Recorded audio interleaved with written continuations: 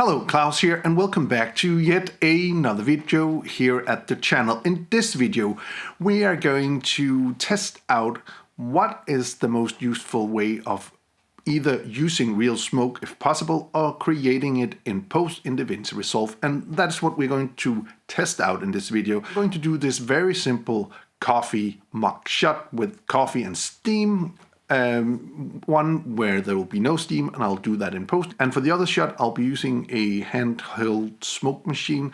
I'm using the one from Davinci, but this is kind of a knockoff of the more expensive, in fact, way more expensive one from Smoke Genie. So in this video, we are just going to see what's the difference, and then I'll of course also talk you to how to create that effect using Davinci Resolve. So without further ado, let's get right to the video. Okay, so here we have a look at the shot done with the handheld smoke machine, which is straightforward, and you can actually just put this right in your project and continue. However, sometimes we can't just use smoke because of restrictions of the place we're shooting or other unknown factors. So we have to do the smoke digital and artificial and fake it a little bit. And we are going to do that inside of Davinci Resolve here. And I have the clip of the cup right here. Just a cup, nothing is going on. And we can take a look at the other clip here just to get kind of a reference on how the smoke would be.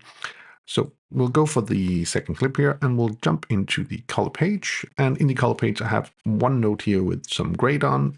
Then I'll just add another node. And in this node, I'm going to make my smoke. I'll go up here and I'll search for fast noise, and I'm going to add that into the clip. And now we can't see anything. So first off, I'm just going to go into the global blend here, and I'm just going to blend it all the way down because I need to do a mask here as well. So I'm just going to take this right here and I'm going to zoom a little bit in, and I'm just going to draw a shape that I think will work. So maybe we're going to make something a little like this here. I mean, we can always change the way the shape is. So, and I'm just going to make it around the border of the cup here, like so. And then I'll just go over to the inspector again in the fast noise, and I'm going to put up the blend here so we can actually see how the smoke would be or where the smoke would be. Cool. Then I am going to go up in the presets, and I'm just going to use the smoke preset right here.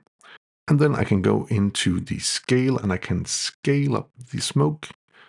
I can go into the detail level and change that around if I want to. Maybe I want to be somewhere around here. I have a detail balance, and you can see I can change things around here. Maybe want to do something like this for now. Then we have evolution, and we can then see how the smoke would be if we turn that all the way up. It's going to be maybe a little too much. So evolution, we're going to throw that down a little bit.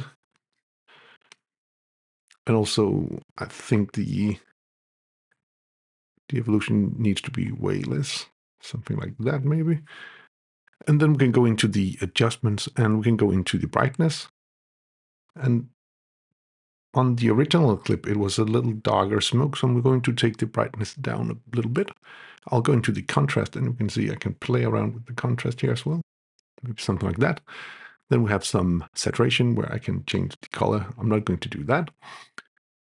Then we have a position, and I want this to move upwards. So I'm just going to go to the beginning of the clip, put in a keyframe, and then I'll just go to the end of the clip here, around here. And I want to make the smoke go upwards like that, just a little bit. So let's see what we have. Of course, we are also going to go back into the mask itself, and we are going to just going to take off the mask. And then in the softness here in the mask, I can soften out this thing, but I can also use the mask here to make it inner and a mask in the outside. So I want it to be like something like that, I think. Which by now already looks kind of cool, but I want to go into the animation here, and in the animation I'm going to take the seed and I'm going to put that way down. And then we have a velocity X. I'm also going to change a little in that, and in the Y position I might do a little as well. So here we have some artificial smoke. And, you know, if we take a look at the real smoke, that of course looks a little bit different. And it's also a bit darker. So I think we could go in and we could, again, go up in the adjustment here in the contrast. And give it a little contrast. And in the brightness, we could pull that a little bit more down. Something like that. And also in the evolution, I'm going to take that further down. Something like that. So here we have that with the smoke. Also think we could take this scale down a little bit. There's a little bit of trial and error in this, of course, because we have to make it look the best as possible. So, but basically that is how we would do this clip now. So if we take a look at it now, we have the smoke here, and then to sell the effect a little bit better, we are simply going to go into the effects. I'm taking a adjustment clip, putting on top, and then I'm just going to do, with the adjustment clip selected, going to the beginning of that, up in the inspector, and I'm going to push the diamond icon in the transform, so I can do a little bit of camera movement to sell the effect a little bit better. So I'm just going to zoom in just a little bit, and then I'll go into the position and just move the frame a little bit up, something like that. So pretty fast we have something like this, which kind of help to sell the effect. So what method do you prefer? Working with real smoke or making it digital in the editing suite? Let me hear down in the comments below. And of course, it's free to do the digital version of the smoke. However, doing the handheld one, it will require you to actually have a smoke machine to do that. However, these are pretty affordable. I think the one I have was around $100. So there is that.